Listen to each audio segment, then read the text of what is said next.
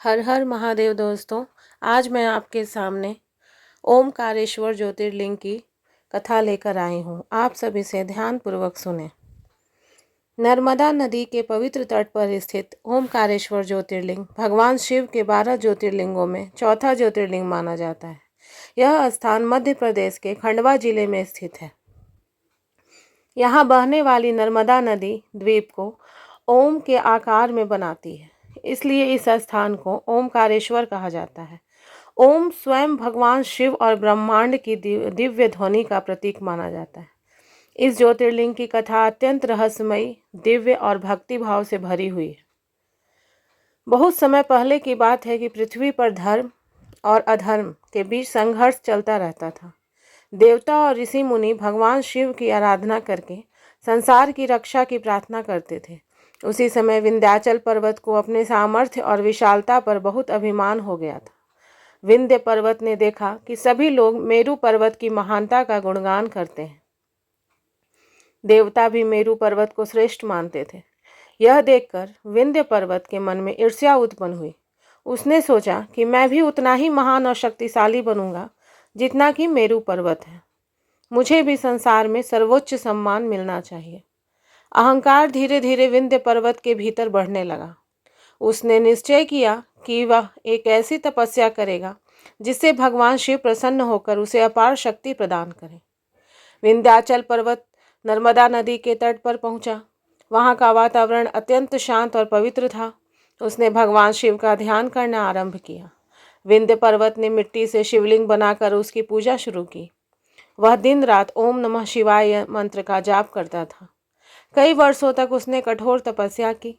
उसकी भक्ति इतनी गहरी थी कि देवता भी आश्चर्यचकित हो गए।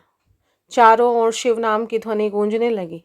नर्मदा नदी का तट दिव्य प्रकाश से भर गया। भगवान शिव अपने भक्त की तपस्या से अत्यंत प्रसन्न हुए। एक दिन अचानक आकाश में तेज प्रकाश प्रकट हुआ।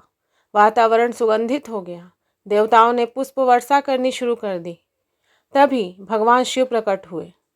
तो भगवान शिव ने कहा कि हे विंध्य, मैं तुम्हारी तपस्या से प्रसन्न हूँ, वर मांगो।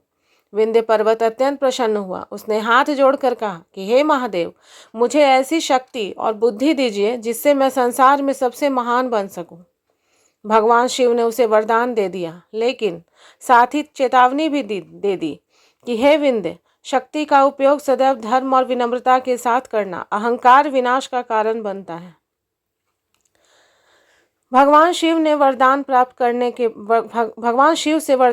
करने के बाद विंध्य पर्वत का अभिमान और बढ़ गया। वह धीरे धीरे अपना आकार बढ़ाने लगा। वह इतना ऊंचा होने लगा कि सूर्य और चंद्रमा का मार्ग बाधित होने लगा। धरती पर अंधकार छाने लगा। ऋषि मुनियों की तपस्या में बाधा आने लगी। देवता भी चिंतित हो गए। सभी देवता भगवान ब्रह्मा और विष्णु के पास पहुंचे। देवताओं ने कहा कि यदि विंध्य पर्वत इसी प्रकार बढ़ता रहा तो संसार में विनाश हो जाएगा। तब सभी देवता भगवान शिव की शरण में गए। भगवान शिव ने देवताओं की प्रार्थना सुनी और विंध्य पर्वत के सामने प्रकट हुए। भगवान शिव के दर्शन करते ही विंध्य पर्वत शांत हो गया। उसका अहंकार टूटने लगा। उसे भगवान शिव से क्षमा मांगी।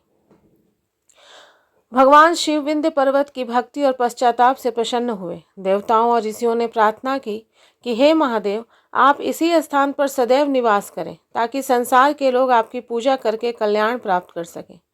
भगवान शिव ने उनकी प्रार्थना स्वीकार कर ली। तभी वह दिव्य ज्योति प्रकट हुई।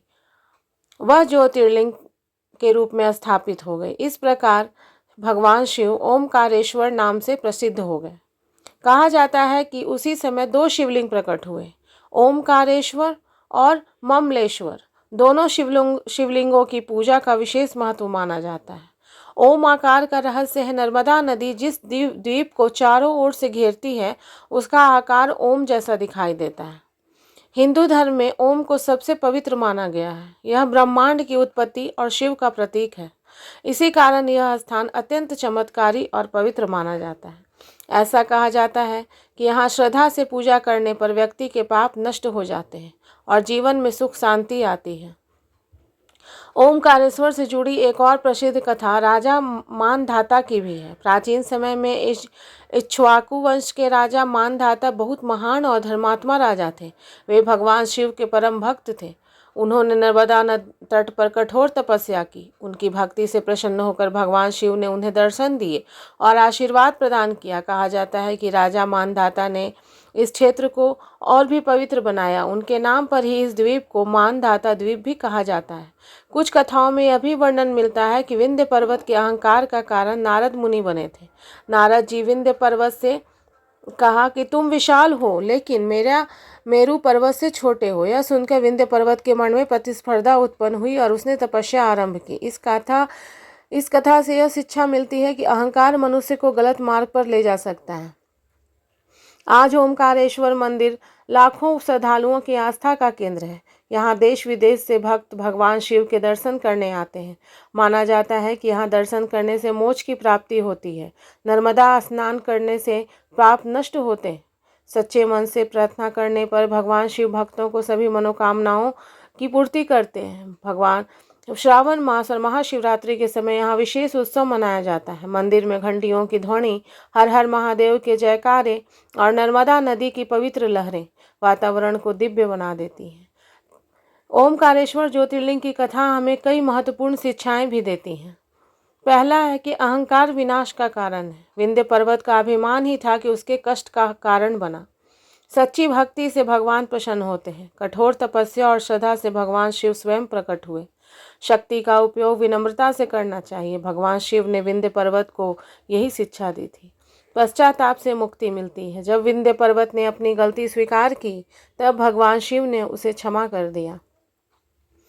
रात के समय जब नर्मदा नदी के किनारे द्वीप जलते हैं और मंदिर में आरती होती है तब पूरा वातावरण अलौकिक प्रतीत होता है। भक्तों को ऐसा अनुभव होता है जैसे स्वयं भगवान शिव वहां उपस्थित हो। ओम नमः शिवाय का जाप करते हुए श्रद्धालु नर्मदा तट पर बैठकर ध्यान लगाते हैं। कहा जाता है कि यहाँ ध्यान करने से मन को अद्भुत शांति मिलती है। और अंत में मैं यही कहना चाहती हूँ दोस्तों कि ओमकारेश्वर ज्योतिर्लिंग केवल एक मंदिर ही नहीं है बल्कि आस्था, भक्ति और आध्यात्मिक शक्ति का केंद्र है। इसकी कथा भगवान शिव की महिमा, भक्ति की शक्ति और अहंकार के परिणाम को दर्शाती है। जो भक्त सच्चे मन से भगवान ओमकारेश्वर की पूजा करता है उसके जीवन के दुख दूर होते हैं और उसे मानसिक शांति तथा आध्यात्मिक सुख प्राप्त होता है। तो दोस्तों, अगर ये कथा आपको अच्छी लगी हो तो प्लीज़ मेरे वीडियो को लाइक करें, शेयर करें, कमेंट करें और मेरे चैनल को सब्सक्राइब करें। हर हर महादेव दोस्तों।